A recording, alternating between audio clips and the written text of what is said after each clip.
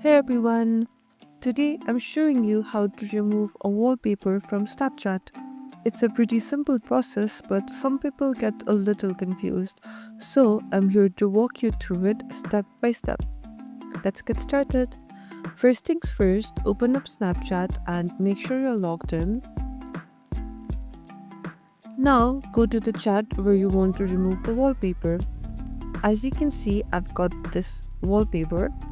Let's say I want to change it or get rid of it altogether.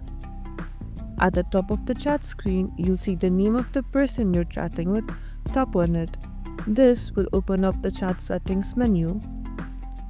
Now, scroll down in these settings until you see the option that says wallpaper. Now look for an option that says remove wallpaper, default or something similar. Sometimes it's a little trash can icon. It might be at the top, bottom, within the wallpaper preview area. It depends upon your phone and your Snapchat version. And there you have it, the wallpaper is gone and the chat background is back to normal. Don't forget to like this video if you found it useful and subscribe for more Snapchat tips and tricks.